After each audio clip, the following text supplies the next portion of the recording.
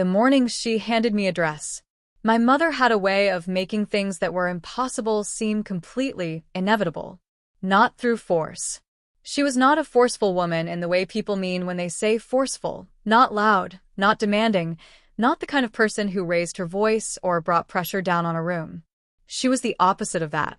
She was soft-spoken and deliberate, a woman who moved through the world with a particular quiet certainty, as if she had thought everything through well in advance and had arrived at conclusions she was entirely comfortable with.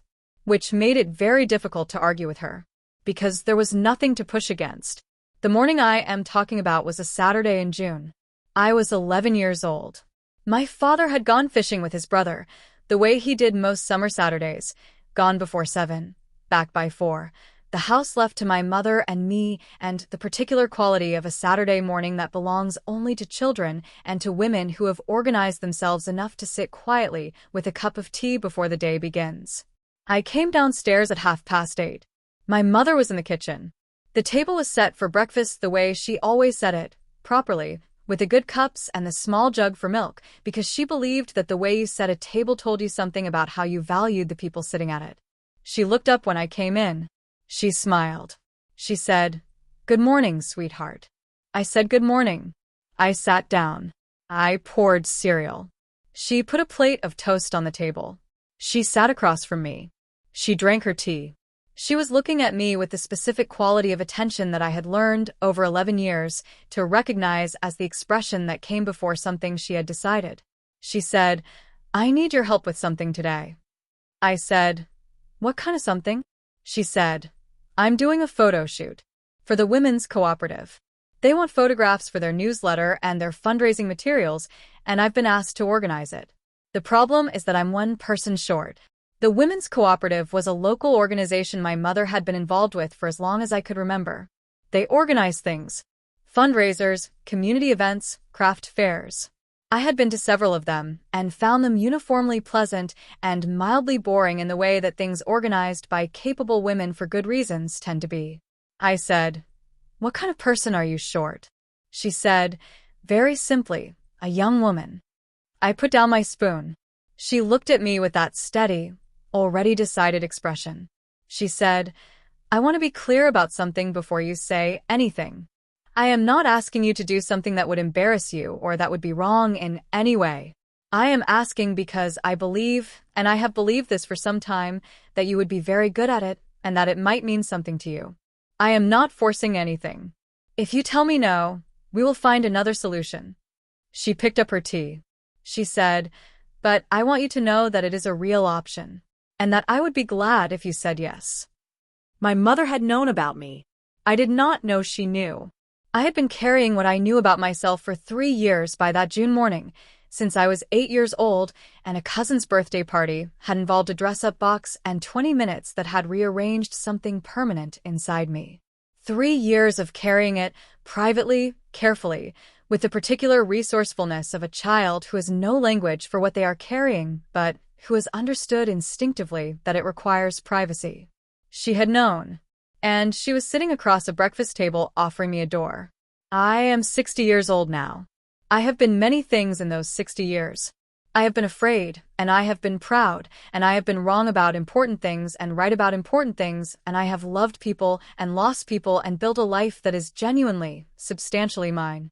But that Saturday morning in June, when my mother put toast on the table and said, "I want to be clear about something," that morning is where everything real began.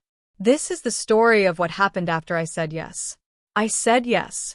My mother smiled in the way she smiled when something she had expected came to pass exactly as expected.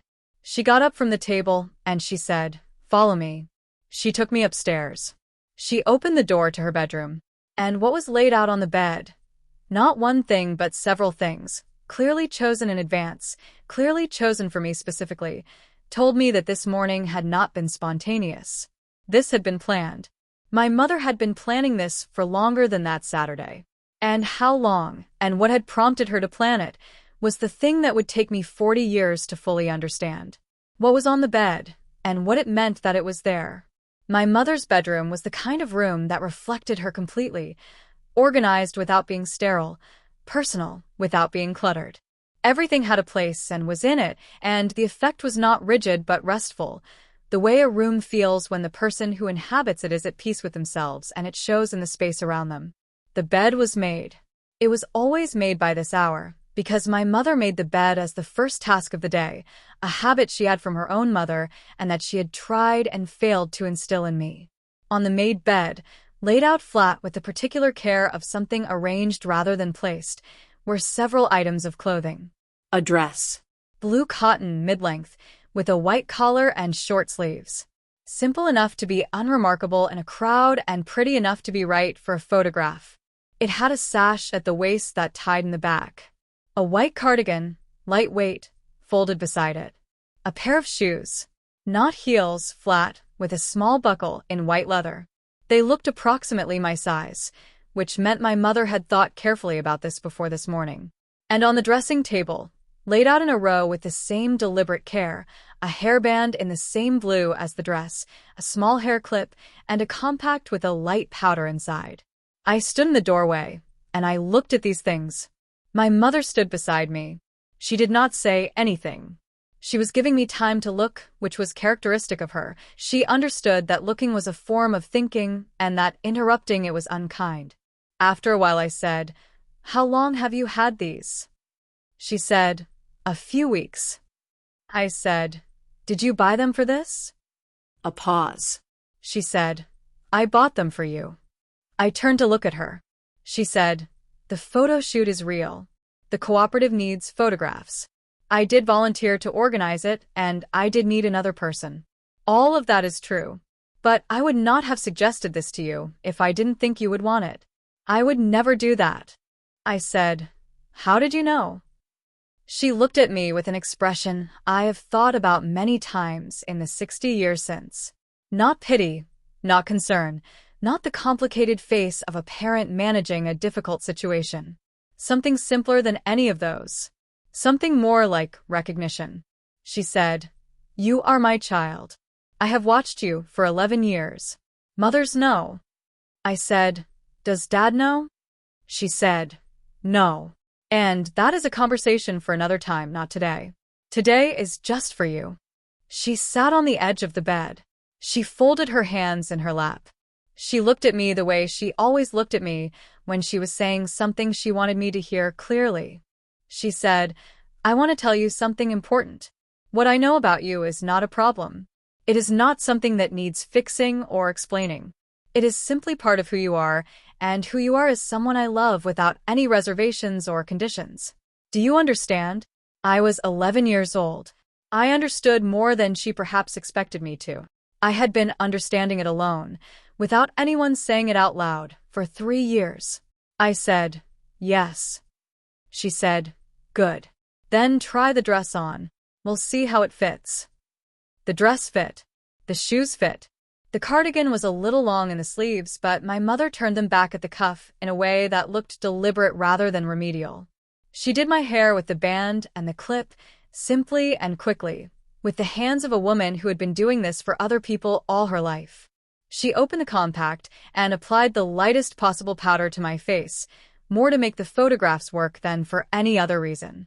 Then she stood back, and she looked at me. She said simply, "There you are." 2 words. I have been carrying those 2 words for 49 years. There you are. Not here is a version of you, or here is something new. There you are. As if she were greeting someone she had been waiting to meet. As if the person in the blue dress with the white collar was someone she recognized. I looked in the dressing table mirror. And the person looking back at me was someone I recognized too. The photo shoot was real. The cooperative was real. There were 7 other women there, ranging from about 30 to about 70, and I was introduced as my mother's daughter's friend, a fiction we had agreed on in the car, simple and sufficient. Those women took me entirely at face value for 4 hours. They talked to me and included me and asked me things and answered things I asked them. And one of them, a woman named Vera, who was in her 60s and who had the particular quality of a person who has seen a great deal and decided to be kind about it, said something to me near the end of the afternoon that I did not understand until I was 32 years old. Something that, when I finally understood it, made me need to sit down. the cooperative, Vera, and the sentence I carried for 20 years. The cooperative met in a church hall about 2 miles from our house. Not the kind of church hall that smells of damp and disappointment. This one was well maintained, with good light from high windows and long tables that had been pushed to the edges to make space for the photographs.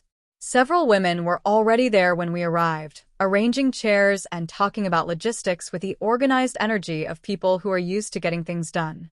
My mother introduced me to the room as her daughter's friend who had kindly stepped in to help. The word daughter was not true. I was an only child and my mother had no daughter, but it was the kind of untruth that does specific practical work and that my mother had clearly decided was worth the cost. Nobody questioned it. I was 11 years old, and I was in a blue dress with a white collar, and I was standing next to a woman who introduced me warmly, and the women in that room simply accepted what they were given, the way kind people tend to do. My name for that afternoon was Cecily.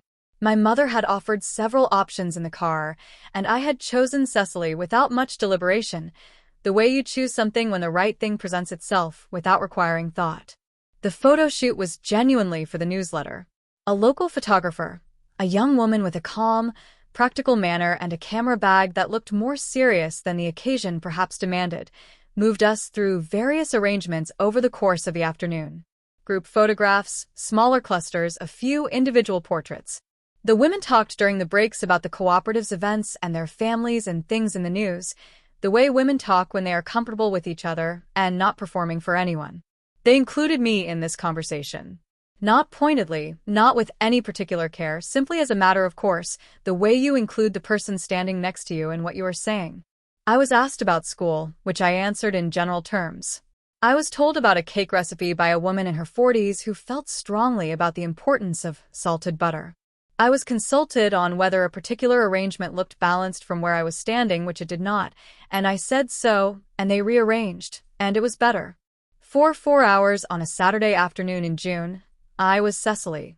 And Cecily was simply there, simply present, simply a person among people, and the sky did not fall and nobody looked at her strangely, and the salted butter recipe was genuinely useful information. Vera was the oldest woman there. She was in her late 60s, white-haired, with the posture of someone who had once stood very straight and still stood straight enough. She sat beside me during one of the breaks and offered me a biscuit from a tin she had brought, and we talked about nothing in particular, the photographs, the hall, whether the summer would hold. And then she said, looking not at me but at the room, in the way of someone saying something they have been considering for a while, "You know, the most important thing is just to arrive. Most people spend their whole lives in transit. The ones who arrive, you can always tell." She looked at me then. She said, "You look like someone who has arrived." I was 11 years old. I said thank you. I ate my biscuit. I did not know what she meant. I was 32 before I understood it. I was in the middle of a difficult period, a period I will tell you about later, a period in which I had gone some distance in the wrong direction and was in the process of finding my way back, and the memory of Vera's sentence arrived without invitation and sat with me for several days until I understood that what she had been telling me was this. The person in the blue dress in the church hall was not a costume or a performance or a temporary arrangement. She was the person who had arrived. She was real, and real things, once they have arrived, do not simply unarrive. I have thought about Vera many times since. I hope she had a long life. I hope she knew how much a sentence, said to an 11-year-old at a cooperative photo shoot over a biscuit, can matter 40 years later. My father never knew about that Saturday. Not that day, not in the weeks after, not for many years. My mother and I went home. I changed back into my ordinary clothes. The blue dress and the white cardigan went into a bag that my mother put somewhere I did not ask about. Life continued. But something had changed between my mother and me that could not be unchanged. A door had been opened, and over the following months, quietly, without drama, my mother began opening other doors. Small ones. None of them visible to anyone else. And what she was building, one small opening at a time, was something I would not have a name for until I was in my 40s. A language. She was giving me a language for myself. The question is how she had come to have one. The language my mother gave me, and where she got it? My mother was born in 1935. I want you to hold that fact alongside everything I am about to tell you, because it matters. She grew up in the 40s and came of age in the 50s, in a world that had very specific ideas about what people were and what they were supposed to be and what happened to those who did not fit the categories on offer. She was not an educated woman in the formal sense. She had left school at 16, worked in a shop, married my father at 22. She read, but mostly novels and the occasional biography. She watched the news.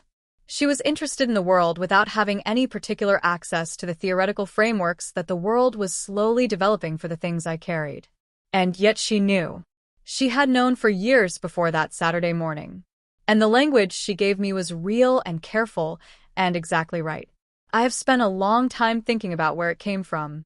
The answer, which I only assembled fully after she died, is this. My mother had known someone. Her name was Patricia, and she had been my mother's closest friend from the age of 14 until Patricia's death in 1961, when they were both 26. I knew about Patricia in the abstract way that you know about significant people from your parents' lives. A name mentioned occasionally, a photograph in the album, the particular quality of sadness that accompanies mention of someone gone too young. What I did not know until I found my mother's letters after her own death was what Patricia had been. Or rather, who Patricia had been. A person who had carried something similar to what I carried, who had found in my mother the specific person with the specific quality of attention who could be told, and who had told her, across letters and conversations spanning 12 years of friendship. My mother had learned about the inner life of someone like me from the inside. From someone she loved who trusted her with the full thing. And she had carried that knowledge forward, across decades, until the morning she sat across a breakfast table from her 11-year-old child and said, "I believe it might mean something to you." She had been waiting for the right moment to give Patricia's gift forward. And the right moment had arrived on a Saturday in June when her child came downstairs and sat down with a bowl of cereal and looked up at her with eyes that were, she told me once when I was much older, exactly the same as the eyes Patricia had used when she finally said what she needed to say. My mother was carrying Patricia's letter in her coat pocket on that Saturday morning. She told me this when I was 43 in a conversation we had that I will tell you about later. She said she had taken the letter out and read it the previous evening and decided that the time had come. The letter was short. I have it now. I will not read it in full, because Patricia's words are Patricia's, private, belonging to a friendship that existed before I was born. But the last sentence of the letter, which my mother quoted to me in that conversation when I was 43, was this. "You knew before I did, and you never made me feel strange for it. That is the rarest thing." My mother had known before I did. And she had spent years making sure I did not feel strange for it. The small openings she made in the months after the cooperative were things only we knew. A book, left on my bedside table, that she said was a good story, but that also had, running quietly through its pages, a character who lived in a way that meant something to me. An afternoon on a school holiday where she took me to a part of the city we did not usually go, and walked me through streets and shops, and let me simply look, with the understanding that looking was also a form of being. A conversation one Sunday evening, in which she spoke about Patricia. Not the full truth, not yet, but enough to let me understand that she had loved someone who was different from the expected, and that the love had been simple. She was building me a foundation. Quietly, carefully, one small stone at a time. I stood on that foundation for the rest of my life. Even when, in my 20s, I kicked some of it away. Even then it was there underneath, waiting. My 20s were not a gentle time. I had come through school and university and into early adult life carrying everything my mother had given me, and then something happened, several somethings, accumulated into a pressure I did not manage well, and I made a decision that I would spend the better part of a decade trying to undo. I decided that Cecily was the problem.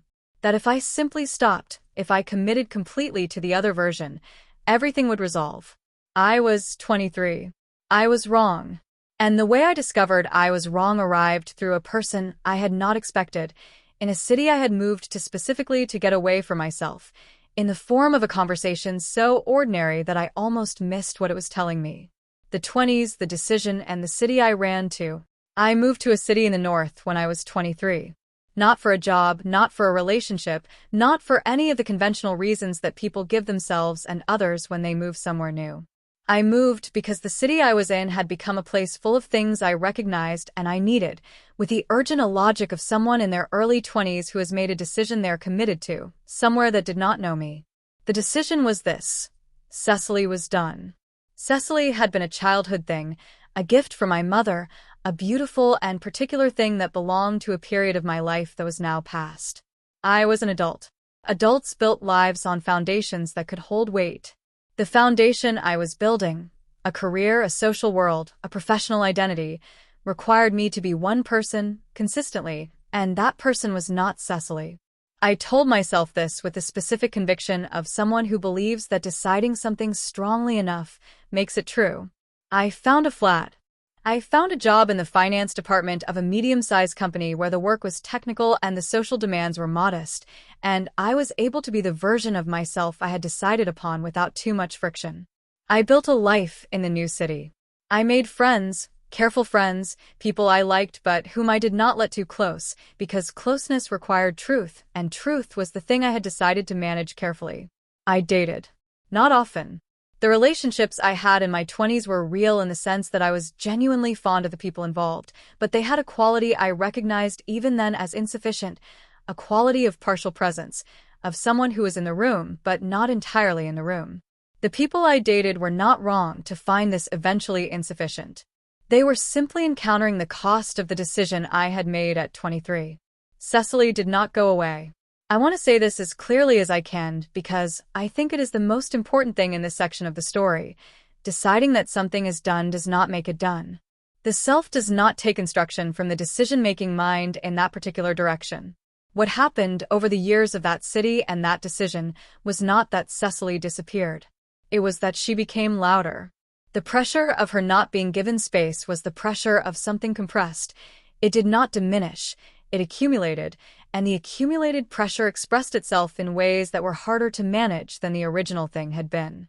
I was 31 when I met the person who told me what I needed to hear. His name was Philip. He was a colleague, not in my department, but in the same building, someone I had coffee with occasionally, and whose company I found easy without knowing quite why. He was 50-something, recently divorced, possessed of the specific relaxed quality of a man who has been through something difficult and has arrived on the other side of it without bitterness. We were having coffee on a Tuesday when he said, without any apparent connection to what we had been talking about, the worst thing I ever did was spend 10 years trying to be someone I'd decided I was supposed to be. The divorce was partly about that. Not pointing any fingers. Just saying. I said, "What made you stop?" He said, "I got tired." That's the honest answer. I simply ran out of the energy it required. And when I stopped, I found that the thing I'd been running from was nowhere near as frightening as the running had been. He finished his coffee. He said, "Anyway, how's the Henderson account?" We talked about the Henderson account. The conversation moved on. But I sat with what he had said for weeks. The energy it required. I knew exactly the energy he meant. I had been spending it for 8 years. And he was right. It was enormous, steady, invisible expenditure of a resource that was finite, and I had been running it down without noticing how much of the rest of my life it was costing. I did not make a sudden change. I was not capable of a sudden change. But something began to loosen. And the loosening, very slow, very quiet, stretched over the next 2 years, eventually brought me back to a phone call to my mother on a Sunday evening, where I said, "I need to talk to you about something," and she said, "I know," and the conversation we had that Sunday changed the direction of everything that came after. My mother, on that Sunday phone call, said something that stopped me mid-sentence. Not something difficult. Something I had not known. She said that there was a box. A box that had been in her house for 27 years, since the summer of the cooperative and the blue dress. A box she had been keeping for me. She said she had always known I would call eventually, and she had been keeping the box until I did. She told me what was in it. And I sat with the phone in my hand for a long time after she described the contents, because what was in the box was not what I expected, and what it told me about my mother, about what she had been doing for 27 years on my behalf, quietly in her house, without telling me, undid something in me completely. The box, the 27 years, and my mother's quiet work. I drove to my mother's house the following Saturday. Not a special occasion, not arranged with ceremony, Just me and a 3-hour drive and the particular quality of a motorway on a gray November morning, empty enough to allow thinking. She was in the kitchen when I arrived. Tea already made, which meant she had heard the car. She poured me a cup. She sat across the table from me, the way she had sat across the breakfast table 49 years ago in this same kitchen, in this same house, on a Saturday morning in June. She said, "Are you ready?" I said, "I think so." She said, "The box is in the spare room, but I want to talk first." We talked for an hour. She told me things I had not known. About Patricia. About the letters. About carrying knowledge of someone like me for 30 years before I existed, and then recognizing it in her own child, and spending months deciding what to do. She told me about the morning she had laid the blue dress on the bed and held Patricia's letter in her coat pocket and prayed, and she was not a praying woman, as she noted with characteristic dryness, that she was doing the right thing. She said, "I was afraid of getting it wrong. I was afraid of pushing too hard or not hard enough, or of making you feel like I was making this about me when it wasn't about me at all. It was yours. I just wanted to make sure you had a door if you needed one." I said, "You got it exactly right." She said, "I'm glad." She refilled my tea. She said, "I want to tell you about the box before you see it, because there's some context." The context was this. In the weeks after the cooperative photo shoot, my mother had developed something she described as a habit. She had begun, slowly and quietly, collecting things. Not for any immediate purpose. For me, and for whenever the time came. She had no way of knowing when that would be. She did not know whether I would find my way back on my own, or whether I would need something to come back to, or whether I would never come back at all. She held all three possibilities with equal equanimity, she said, because trying to predict what a person would need was a fool's errand, and she had learned from Patricia that the only thing you could do was make sure the door existed. So she had kept the door open, in the form of a box in the spare room. Over 27 years, she had added things to the box. Nothing large, nothing elaborate. The kind of things she thought Cecily would like, chosen with the same careful attention she brought to choosing things for anyone she loved. A silk scarf in the colors she had noticed I was drawn to, deep teals and warm golds. A blouse in soft ivory that she had found at a market and held up and thought, immediately and without deliberation, of me. A photograph from the cooperative, from that Saturday, that the photographer had sent to my mother afterward. A photograph of a girl in a blue dress with a white collar, standing among a group of women in a church hall, looking entirely like she belonged there. A small notebook in which my mother had written things down. Not a diary. More like notes, observations, memories, things she had thought when she bought a particular item, the reasoning behind specific choices. The notebook was the thing that undid me. Sitting on my mother's sofa with the box open on the cushion beside me, reading the notebook, page by page, was an experience I am not sure I can describe adequately. It was 27 years of my mother thinking about me, for me, in the private space of her own head and her own handwriting. 27 years of small, careful thoughts. The last entry was dated 3 weeks before my phone call. She had written, "I wonder if Sunday will be the day. I think it might be Sunday." She had known I was coming before I called. I put the notebook down. I looked across the room at my mother, who was sitting in her chair pretending to read something, giving me space to be with the box. I said, "You've been waiting 27 years. She said, without looking up, "I've been enjoying myself. Don't make it more noble than it was." I said, "Mum." She put down what she was pretending to read. She looked at me. She said, "You are my child. This is what you do for your children. You keep the door open." There was one item in the box that I have not mentioned. Something my mother had put in on a specific date, 18 years ago, that she had not noted in the notebook. She told me about it when I asked why it was undated.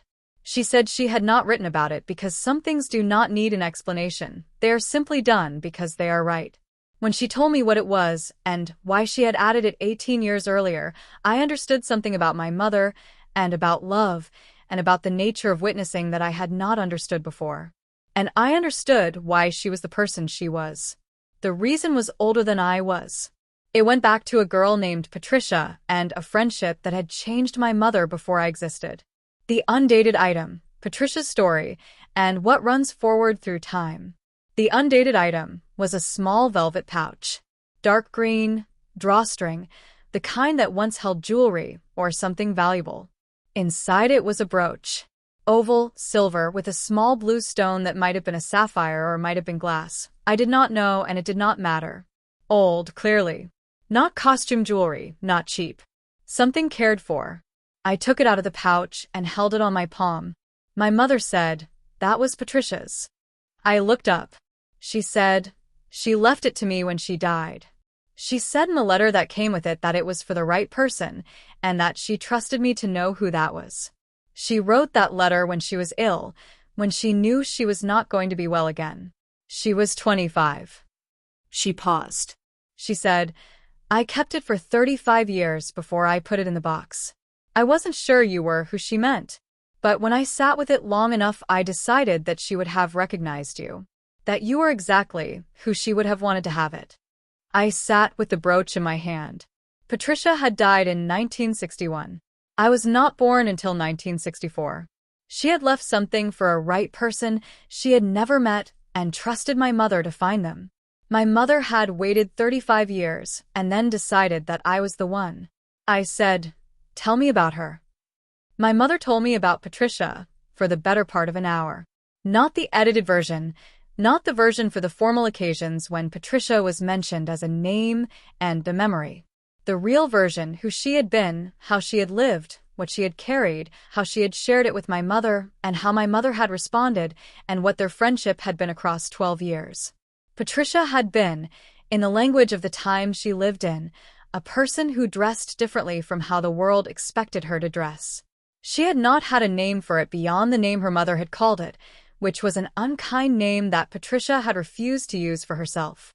She had simply been who she was, carefully and within the limits of what was safe in the 1950s, and my mother had been the person who knew and who did not make her feel strange for it. My mother said, she used to say that I was her evidence that the world contained more kindness than it showed. She said as long as I knew, the world contained at least one person who knew. That was enough. She said, I thought about that a lot. After she died, the idea that knowing someone fully, being the one person who knows, is a kind of holding. Like you're holding the real version of them in trust, so it doesn't disappear. She looked at me. She said, I held Patricia. And then I held you. That's all I was doing. Just holding you until you were ready to hold yourself. I closed my hand around the brooch. I wear it sometimes now. Not every day. On days when Cecily is fully present and the world feels spacious enough for all of it. I wear it pinned near the collar of whatever blouse I have on, which is where it sits most naturally, and it is small enough that most people do not notice it, and that is fine. Patricia would not have known me. But I know something about her, that she was brave in the specific way of people who are brave without any guarantee of reward, who simply are what they are because the alternative is not being at all, and who trust the one person they trust with a full picture. She trusted my mother. My mother held her. My mother held me. Patricia's brooch travels forward through time on the collar of a blouse in a world that Patricia did not live to see, which is not the world she lived in, which has more room in it. Not enough room. But more. After the afternoon with the box, my mother and I had dinner. Simple dinner in her kitchen, the way we had had dinner 10,000 times. And over that dinner, she asked me something she had never asked me before. She said she wanted to know what Cecily's life looked like now. Not the past, not the history, now. What did she wear? Where did she go? Who knew about her? She asked with the genuine curiosity of a person who has been caring about someone for a long time and wants to know how they are doing. And when I told her, she said something that made me laugh and then made me cry in that order, and I think that combination is the most honest response to a thing being exactly right. Dinner, the question, and what my mother said. The dinner was pasta. My mother made pasta the way she made everything, without fuss, and with the implicit confidence of someone who has made this exact thing hundreds of times and sees no reason to deviate. A good sauce, good cheese, bread from the morning, wine she had opened when I arrived and that we had been making our way through steadily. We were at the kitchen table. The box was in the other room. Patricia's brooch was back in the pouch, in my coat pocket, where I could feel its small weight whenever I shifted. My mother said, "Tell me about Cecily now. Not the story. The life." I thought about how to answer. Cecily's life, at 32, was not what it had been in the year before the phone call.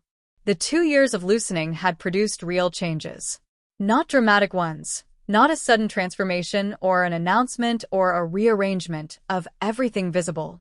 More like the resumption of something interrupted.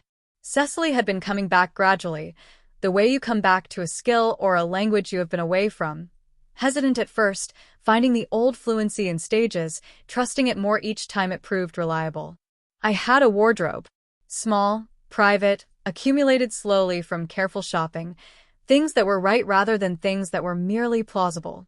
A blouse in deep teal that I thought of as the best thing I owned. 2 skirts. A dress in dark gray that I had found and known immediately was exactly right.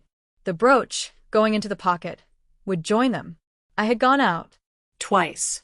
Once to a part of the city I did not usually go, on an evening when the streets were busy enough to be anonymous, and I was nobody to anyone I passed. Once to an exhibition at a gallery, alone, on a quiet Tuesday afternoon. Both times I had been, in the specific sense that matters, simply there. A person in the world, walking, looking at things, unremarked upon. I told my mother all of this. She listened the way she always listened, fully, without the adjustments and calibrations that most people make when they are hearing something they are simultaneously processing. She simply listened. When I finished, she was quiet for a moment. Then she said, "Is she happy?"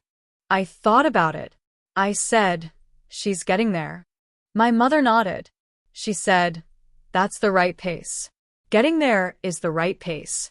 Arrived all at once is not usually how it works." She refilled my wine. She said, "Does she have good shoes?" I laughed.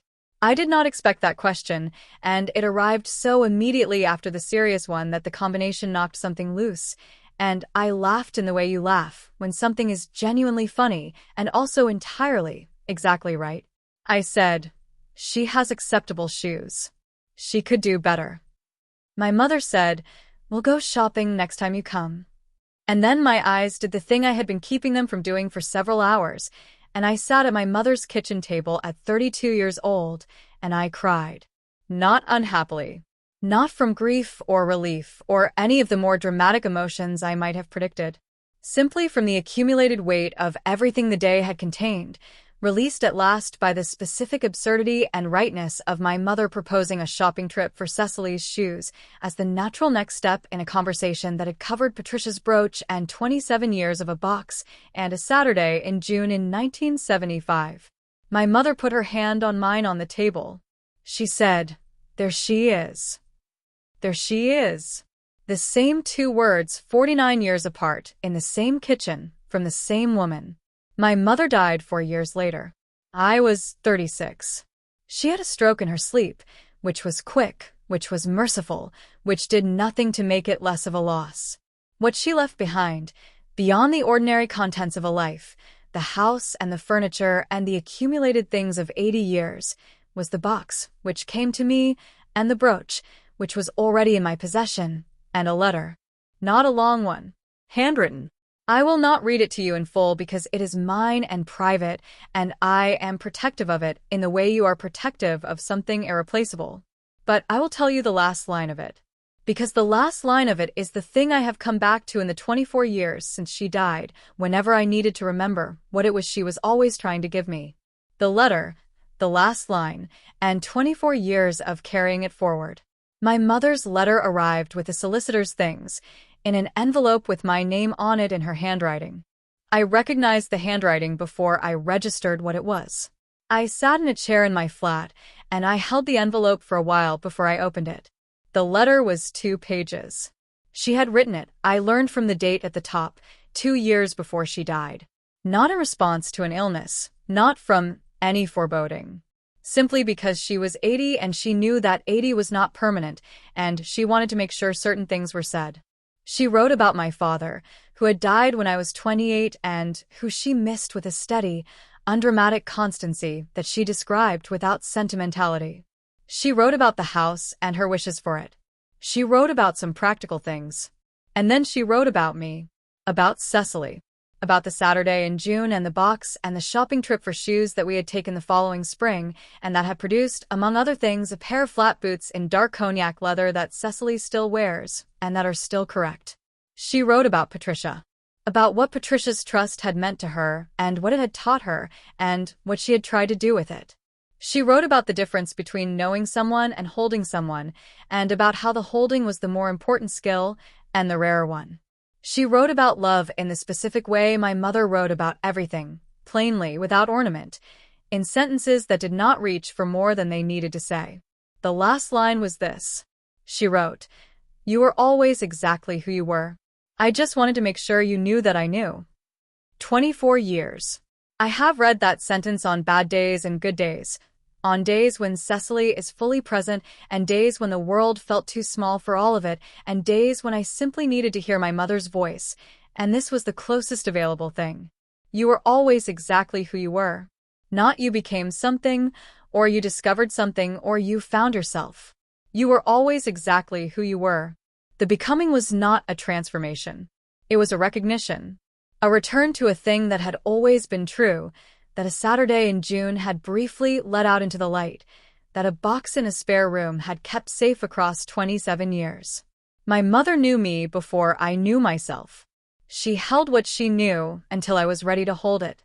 And then she handed it to me across a kitchen table on a November Saturday, and she went shopping for shoes with me in the spring, and she wrote me a letter 2 years before she died that I have read hundreds of times and that still, every time, lands in the exact same place. I am 60 years old. I have been Cecily for much of the last 20 years in a way I was not Cecily for the 20 before that. Not always visible, not always in the foreground, but present in the way all real things are present, woven into the life rather than kept separate from it. I have a wardrobe that belongs to her now. Not a hidden one. Not a box in a spare room. Just a wardrobe in my home, where her things live alongside the other things, the way all the real parts of a real life live alongside each other. I wear Patricia's brooch when the occasion calls for it, and sometimes when it doesn't. It sits near the collar of a blouse, where it has always sat most naturally, and when I look in the mirror and see it there, I think about a 25-year-old woman who wrote a letter in 1961 saying, "Leave this for the right person. I trust you to know who that is." And about a woman who kept the faith of that trust across 35 years until she recognized, in her own child's face across a breakfast table, the right person. There is one more thing I want to tell you. Something that happened last year, 60 years after the cooperative photo shoot, that I had not anticipated and that arrived the way all the best things arrive, without announcement, in the middle of something ordinary.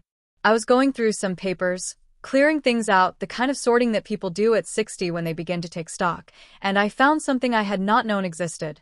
Something that changed the picture I had of my mother slightly, but completely, in the way that a single new piece of information can rearrange an image you thought you understood. What I found, what it meant, and what my mother always knew. The papers were in a folder at the back of a filing cabinet I had owned for 20 years, and into which I had been putting things without sufficient organization since I moved into my current flat. The kind of filing that is really just postponed decision-making. The folder was labeled in my own handwriting, "Old Correspondence," which is the label you give something when you are not sure what else to call it. Inside the folder, among various letters and cards and things I had kept for reasons I could no longer entirely reconstruct, was a photograph. Not the cooperative photograph. That one I knew about, that one was framed, that one lived on a shelf in the spare room, between a picture of my parents at their wedding and a photograph of a garden I have loved. This was a different photograph. Older. Black and white. Smaller. It showed 2 young women. They were somewhere outdoors, a park, perhaps, or a garden. They were laughing about something, one of them looking at the camera, and one of them looking at the other, and the ease between them was visible across 60 years of photographic age. At the bottom of the photograph, in handwriting I did not recognize, someone had written a date, 1958, and 2 names. Margaret. Patricia. Margaret was my mother's name. I sat with this photograph for a long time. My mother had never shown me a photograph of Patricia. She had described her, told me about her, given me the shape of who she was across their years of friendship. But I had not had a face. I had not had the two of them together, in a park in 1958, laughing at something that was between them and that the camera had caught the edge of. I looked at Patricia's face. She was 23 in this photograph. She was laughing at my mother, and she had the look of someone who is entirely comfortable with the person they are laughing with. She looked like someone who had arrived. Vera's word, the word from the cooperative, said to an 11-year-old over a biscuit that I had not understood for 20 years. She looks like someone who has arrived. I wondered if Vera had known Patricia, or known someone like her, or whether it was simply the particular perception of a woman in her 60s who had seen enough to recognize the real thing when she encountered it. I turned the photograph over. On the back, in my mother's handwriting, her actual handwriting, the one I knew, not the handwriting of the person who had written the date and the names on the front, was a single sentence. She wrote, "She was exactly who she was. I loved her for all of it. She was exactly who she was. I loved her for all of it." The last line of the letter she wrote me, "You were always exactly who you were." My mother had written to Patricia, and then to me, in the same words. Across 35 years. The same sentence given twice, to two people she had held and known and kept faith with. I put the photograph on the shelf. Between the cooperative photograph and the wedding photograph and the garden I have loved. Patricia is in the collection now. She has been there since last year. She looks comfortable in the company.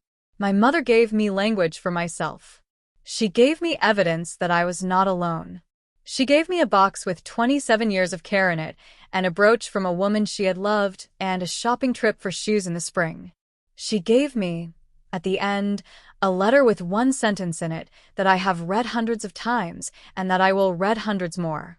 And in the back of a filing cabinet, she gave me Patricia's face. I did not know about the photograph. My mother never showed it to me, never mentioned it. It was private, between her and Patricia, belonging to a friendship that existed before I did. But it was in my papers. My papers, in a folder in my filing cabinet, where I had put things without sufficient organization over 20 years. The photograph had not put itself there. My mother had. At some point, some visit, some afternoon, the occasion unmarked and now unremembered, she had slipped it into my papers without saying anything, knowing or trusting that I would find it when the time was right. The time was right. I was 60 years old, and I was clearing things out, and I found Patricia's face in a folder, and I understood. My mother knew before I did. She held what she knew. She handed it forward in exactly the right amounts at exactly the right times across a lifetime of quiet, steady, particular love. There is a kind of love that does not announce itself, that works in small gestures and long patience, and a brooch in a velvet pouch and a photograph slipped into a folder at some unmarked moment in some ordinary afternoon. That sets a place at the table without making a ceremony of the setting. That says there you are, as if the person had simply been somewhere nearby all along and had finally come into the room.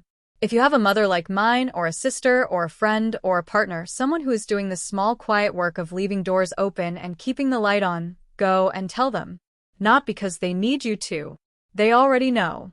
But because saying it out loud completes something that the quiet work begins. And if you are the one doing the quiet work, the one holding someone, keeping the door open, slipping photographs into folders at unmarked moments, then I want you to know that what you are doing is not small. It is the most important thing. Cecily is 60 years old. She has good shoes, a matter my mother considered settled, and that has remained settled. She has Patricia's brooch. She has a wardrobe that is hers and a life that is hers, and a cooperative photograph from 1975 in a frame on a shelf next to a woman who laughed in a park in 1958 with someone she loved. She has arrived.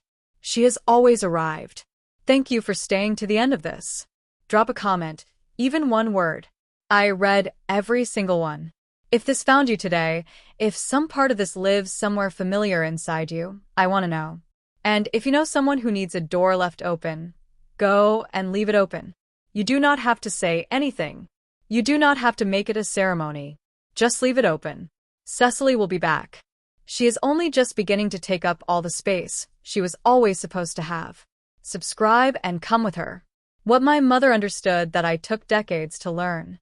I have been thinking in the weeks since I found Patricia's photograph about what my mother understood and when she understood it and how she came to understand it. Because she was born in 1935. She grew up in a world that had no language for any of this, no kind language, no framework that did not pathologize or dismiss. She was a woman of her time in most ways. She did not have access to the conversations that are available now. She was working from nothing but what Patricia had trusted her with and what her own eyes and heart told her about her child. And she got it exactly right. This is the thing I keep returning to, not as a mystery to solve but as a fact to sit with. She had no guide. She had no handbook. She had a dead friend and a living child and 49 years of Saturday mornings between one and the other, and she navigated all of it with a precision and a generosity that I find genuinely extraordinary the more I think about it. What she understood, I think, is this: the job is not to fix. The job is not to change or manage or redirect. The job is to witness, to hold, to be the one person who knows the full thing and who makes that knowing feel like safety rather than exposure. Patricia had said it in the letter my mother quoted. "You knew before I did, and you never made me feel strange for it." That is the rarest thing. It is the rarest thing. I have encountered it only twice in my life in the complete form from my mother and from the particular quality of certain friendships I have found in my 50s that were not available to me earlier, friendships with people who know the full picture and who have never, not once, made me feel strange for it. The feeling of not being made to feel strange. It sounds like a low bar. It is not a low bar. It is the thing that makes the difference between a life conducted in the careful management of perimeters and a life conducted fully. Most people do not know how rare it is because most people have not experienced its absence over many years. I know how rare it is. I have the measurement. My mother gave it to me. Patricia gave it to my mother. And the giving went forward through time, gathering recipients, and it is still going forward. You watching this right now, if something in this story lives somewhere familiar inside you, then you are part of the going forward. You are the evidence that the world contains more kindness than it shows. That is what Patricia said. And it is still true. Be someone's evidence. Leave someone's door open. Put a photograph in a folder at an unmarked moment on an ordinary afternoon and trust that they will find it when they are ready. They will find it. They always find it. Yendi.